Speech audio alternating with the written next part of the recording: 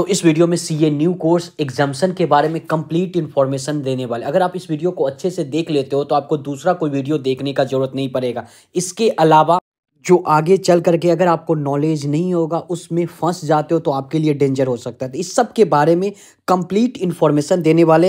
सबसे पहला चीज हम लोग समझते हैं एग्जाम्शन क्या सीए फाउंडेशन, इंटरमीडिएट, फाइनल सभी लेवल में मिलता है? जिसका जवाब है जी नहीं। सिर्फ और सिर्फ CA intermediate and CA final level में मिलता है, फाउंडेशन लेवल में नहीं मिलता।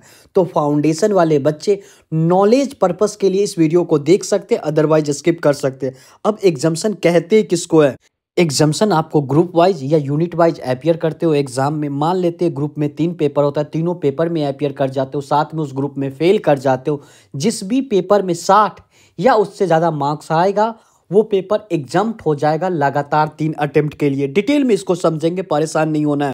सबसे पहला केस है कि अगर यूनिट में 2 पेपर होगा या 3 पेपर होगा यूनिट में, या एक ग्रुप में 3 पेपर होता है, तो तीनों को तीनों पेपर में अपियर करना होता है। ऐसा नहीं कि 2 पेपर में अपियर करेंगे, एक पेपर में एब्सेंट कर जाएंगे, आपको एग्जाम्शन मिल जाएगा। कुछ एग्जाम्पल के तौर पे समझते हैं।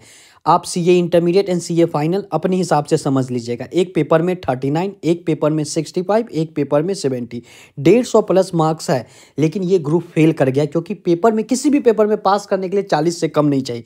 लेकिन 2 पेपर में 60 या उससे ज़्यादा मार्क्स है, ये 2 पेपर एग्जाम्प्ट हो जाएगा लगातार 3 अटेम्प्ट के लिए। बस एक पेपर का एग्जाम देना होगा, बाकी का 2 पेपर में एब्सेंट करना है। अटेंडेंस बनाने भी एग्जाम सेंटर पे नहीं जाना है। सिंपल सा बात है।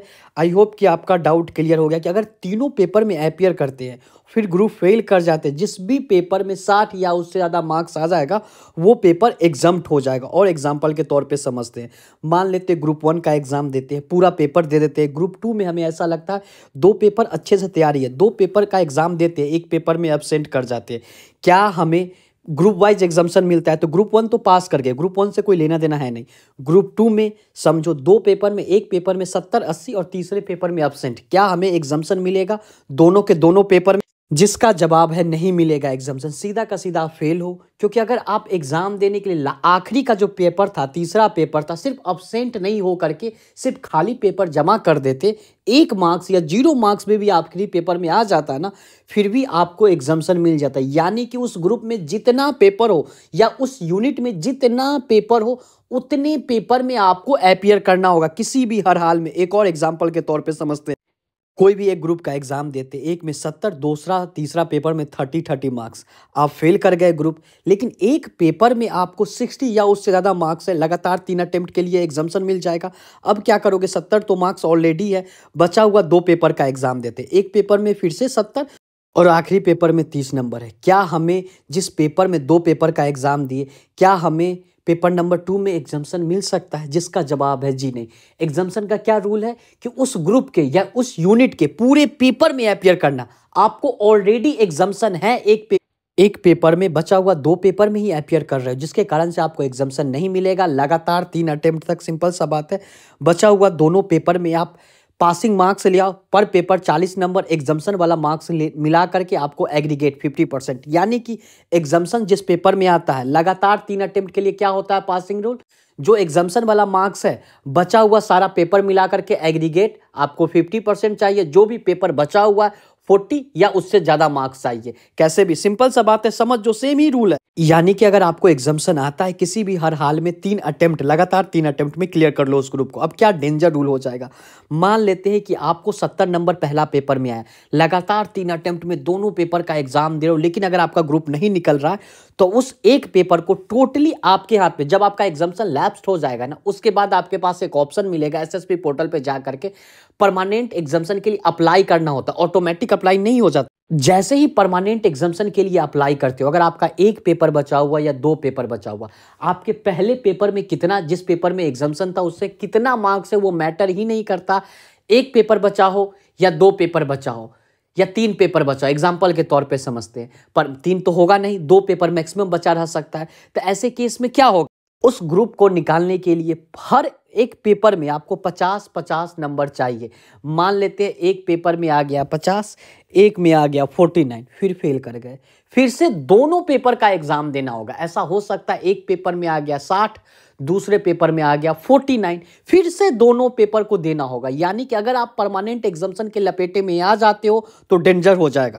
देखो एग्जाम्पल 70 नंबर था एग्जाम्शन पहला पेपर में, दूसरा पेपर का एग्जाम दिया 100 आ गया, तीसरा पेपर का एग्जाम दिया 40, क्योंकि आपने परमानेंट एग्जाम्शन के लिए अप्लाई किया था तो बचा हुआ क्या हुआ 40 आ गया। पर पेपर में पास करने के लिए 50 नंबर चाहिए, दो पेपर बचा था ना, एक पेपर में 100 नंबर आ गया, कितना भी मार्क्स आ गया मैटर नहीं करता।